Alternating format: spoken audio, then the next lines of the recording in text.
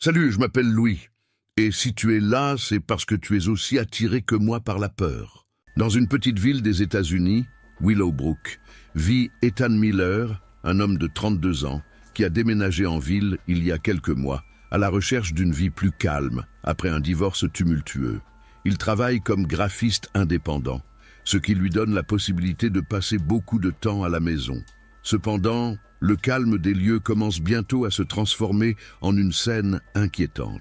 Ethan est une personne réservée avec peu d'amis et passe donc la plupart de ses jours et de ses nuits seul dans sa maison.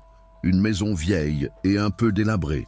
Même si c'est un endroit spacieux et confortable, il y a quelque chose d'inconfortable dans la maison, quelque chose qu'il ne peut pas expliquer. Parfois, il a l'impression d'être observé, comme si quelque chose se cachait dans l'ombre. Le vrai problème, cependant, commence à surgir lorsqu'il tombe sur un mystérieux avertissement sur son téléphone. Un message anonyme « Ne quittez jamais la maison après 22 heures ». Au début, Ethan pense que c'est une blague, peut-être même une farce d'un ami, mais à la tombée de la nuit, il commence à entendre des bruits étranges à l'extérieur de sa maison, quelque chose qui ne s'explique pas. L'atmosphère de suspense augmente lorsqu'il se rend compte qu'il est suivi par quelqu'un ou quelque chose qu'il ne peut pas voir. Ce qui devrait être une nuit paisible se transforme en cauchemar psychologique. La nuit suivante, le mystérieux message continue de résonner dans l'esprit d'Ethan. Ne quittez jamais la maison après 22 heures. Il essaie de l'ignorer, mais à mesure que la nuit tombe, les événements commencent à prendre une tournure beaucoup plus étrange. Alors que l'horloge sonne 22 heures, Ethan commence à entendre des pas à l'étage de sa maison où il sait qu'il n'y a personne. Son instinct lui dit d'enquêter, mais il se souvient de l'avertissement et hésite. Il décide que le mieux est de verrouiller les portes et d'essayer de se reposer, croyant que tout n'est que son imagination. Mais le sentiment d'inconfort augmente à chaque minute. Le bruit des pas s'intensifie, comme si quelqu'un déambulait dans les couloirs supérieurs. Soudain, il entend un fracas venant d'en bas, comme si quelque chose était tombé ou avait été renversé. La peur s'empare d'Ethan, et il sort son téléphone portable pour appeler la police, mais la ligne téléphonique est coupée. Il commence à se demander ce qui se passe, et s'il est vraiment seul. Désespéré, Ethan décide de faire quelque chose qu'il n'aurait jamais imaginé. Quitter la maison. Il prend ses clés de voiture et se dirige vers la porte d'entrée. Mais lorsqu'il pose la main sur la poignée de porte, il ressent une sensation étrange, comme si quelque chose l'empêchait de sortir. Il abandonne et rentre à l'intérieur, décidant que la meilleure option est d'attendre que le matin vienne. Mais peu après s'être rassis sur le canapé, il voit une ombre passer devant la fenêtre du salon, suivie d'un bruit traînant et lointain, comme si quelque chose de lourd bougeait. La peur l'envahit, mais il essaie quand même de tout rationaliser. C'est peut-être le vent, peut-être que quelque chose est tombé. Mais lorsqu'il regarde l'horloge, il remarque quelque chose qui le fige. Il est 22h30. Au même moment, tout a commencé la veille. Ce qui se passe, il commence à douter de sa propre santé mentale et sa peur grandit à chaque minute qui passe. Le pire, c'est qu'il ne peut pas partir, comme le suggère le message. À chaque heure qui passe, il a l'impression de s'enfoncer plus profondément dans quelque chose bien au-delà de ce qu'il peut contrôler. La troisième nuit, Ethan se sent complètement consumé par la peur. Il ne peut plus distinguer ce qui est réel et ce qui est une illusion créée par son esprit. Le sentiment d'être observé le hante à chaque seconde, et les sons étranges qu'il pouvait autrefois rationaliser semblent désormais comme une présence constante. Quand l'horloge sonne 22 heures, il se recroqueville sur le canapé, craignant que quelque chose n'arrive. Il essaie de rester calme, mais la tension est insupportable. Soudain, le téléphone d'Ethan sonne. C'est un numéro inconnu, mais il répond, ne sachant pas à quoi s'attendre. La voix à l'autre bout du fil est rauque et déformée. « Tu ne peux pas partir, plus maintenant », dit la voix, avant que la ligne ne se coupe brusquement. La peur devient désormais paralysante. Qui était en ligne? Comment savait-il qu'il était chez eux? Il était possible que le message mystérieux et les événements précédents aient une sorte d'explication logique, mais tout ce qu'il ressentait maintenant était une terreur absolue. Ethan décide de quitter la maison une fois pour toutes. Il se dirige vers la porte, mais lorsqu'il l'ouvre, un vent glacial envahit la pièce. comme si le monde extérieur l'invitait à entrer dans quelque chose de sombre et d'inconnu. Il recule et verrouille à nouveau la porte.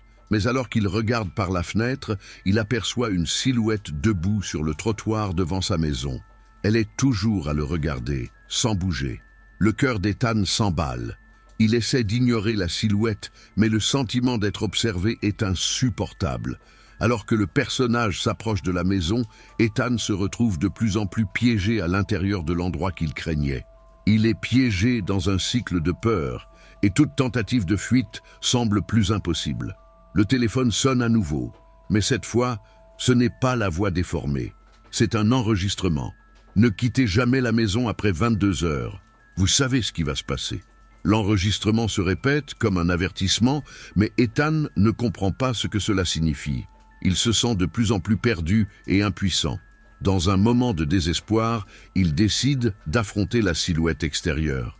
Mais dès qu'elle ouvre la porte, elle disparaît dans l'obscurité. Cependant, le sentiment que quelque chose est sur le point de se produire grandit à chaque seconde. Quelque chose est sur le point de changer, et le changement ne sera pas pour le mieux.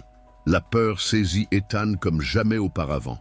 Il a l'impression d'être consumé par une force invisible, et la seule chose à laquelle il pense est de trouver un moyen de survivre jusqu'à l'aube. Il essaie de rationner sa respiration, mais son esprit est complètement paniqué.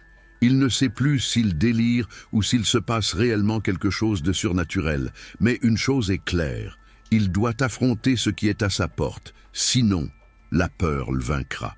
Il décide d'enquêter sur l'histoire de la maison, dans l'espoir de trouver une explication logique à ce qui se passe. Ethan commence à fouiller dans les archives de la ville, à la recherche d'anciens documents qui pourraient faire la lumière sur les origines de sa maison. Il découvre que, plusieurs années avant son déménagement à Willowbrook, cette maison avait été occupée par une famille qui a mystérieusement disparu du jour au lendemain. L'affaire n'a jamais été résolue et la maison est depuis considérée comme maudite. C'était comme si quelque chose avait marqué les lieux, enfermant les habitants dans une sorte de cycle sans fin.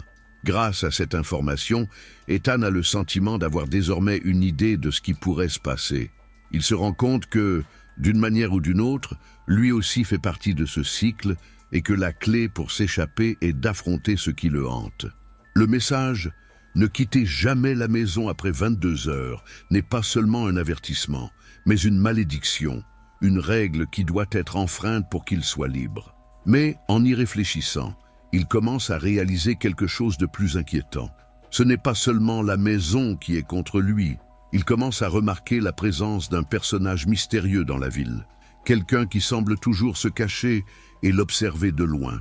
Ethan essaie de s'éloigner de la fenêtre, mais elle est là. La silhouette se tient au bout de la rue, comme si elle l'attendait. Il décide de la confronter, même s'il sait que cela pourrait être dangereux. Cependant, à mesure qu'il s'approche de la silhouette, celle-ci disparaît à nouveau, mais il est désormais plus déterminé que jamais. Ethan comprend que la seule façon d'en finir avec cela est d'affronter ce qui se cache derrière tout cela. La malédiction, les mystères de la maison et de la ville. Il ne sait pas comment, mais il sait qu'il doit mettre fin à la peur qui le hante. Il trouve un indice qui le mène au vieux cimetière de la ville où sont enterrés les fondateurs de Willowbrook. Là, il trouve un tombeau oublié, nommé d'après une femme qu'il reconnaît grâce à l'histoire de la maison.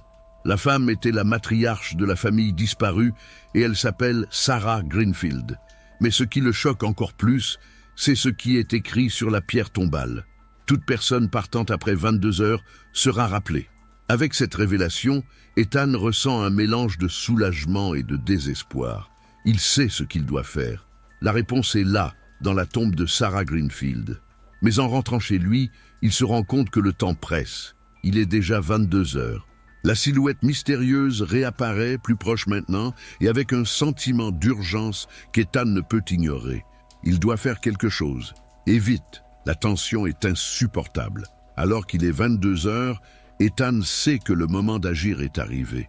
Le personnage mystérieux, qu'il perçoit désormais comme une manifestation de la malédiction qui hante la ville, se trouve à quelques mètres de sa porte. Chaque pas d'Ethan semble résonner dans son esprit, comme si le temps jouait contre lui. Il court au grenier où il trouve le vieux livre qu'il avait trouvé parmi les affaires de la maison, une relique de la famille Greenfield. Il y a un rituel qui promet de briser la malédiction, mais il doit le faire à minuit, exactement, au moment où la dernière ombre de la nuit se dissipe. Alors qu'Ethan feuillette le livre, un sentiment de panique l'envahit. La silhouette à l'extérieur de la maison n'est plus immobile. Elle se dirige désormais rapidement vers l'entrée. Il commence à prier, ne sachant pas exactement ce qu'il fait, mais sentant qu'il doit suivre à la lettre les instructions du livre. Tandis qu'il récite les paroles du rituel, la maison se met à trembler. L'air est lourd, comme si la structure elle-même était comprimée par une force invisible. Il sent un froid insupportable lui parcourir le dos, mais il n'abandonne pas. Il continue de chanter, plus désespéré maintenant, lorsqu'il entend une voix, douce et séduisante, l'appeler par son nom. « Ethan, tu ne peux pas t'échapper. Tu es à nous maintenant, il est trop tard. » Mais au lieu de céder à sa peur, Ethan lui répond « Je ne suis pas à toi, je vais casser ça. » Il termine le rituel avec un dernier cri. À ce moment-là, une vague d'énergie enveloppe la maison et tout autour de vous devient silencieux. La silhouette qui se trouvait à la porte disparaît instantanément. L'horloge sonne minuit et Ethan tombe à genoux, épuisé mais avec un sentiment de soulagement. Il se sent libre, comme si la tension qui l'emprisonnait s'était enfin dissipée. La ville de Willowbrook, qui semblait oubliée par le temps, semble désormais respirer à nouveau. Ethan regarde par la fenêtre et voit les lumières allumées dans les maisons environnantes, comme si le mal qui les hantait avait été exorcisé. Le ciel sombre qui vous opprimait autrefois est désormais clair et les étoiles brillent plus fort que jamais. Ethan quitte la maison et marche dans la rue. Avec le recul, la maison semble plus normale, plus accueillante, comme si elle s'était libérée d'un poids qu'elle portait depuis des années. Il se sent renouvelé, prêt à aller de l'avant, libéré d'un cauchemar qui semblait sans fin. Il réalise alors que la clé de sa liberté a toujours été entre ses mains, affronter la peur, affronter l'inconnu et, enfin, prendre le contrôle de sa vie. Le lendemain matin, il se réveille avec un nouveau regard sur le monde. La ville est désormais paisible et il peut enfin respirer sans crainte. Ethan sait que cette expérience l'a changé pour toujours, mais plus important encore, il sait qu'il a désormais le pouvoir de vivre sa vie sans le poids de la malédiction, sans les ombres qui le hantaient autrefois. Il sourit, non pas parce qu'il a surmonté sa peur, mais parce qu'il a appris à la surmonter.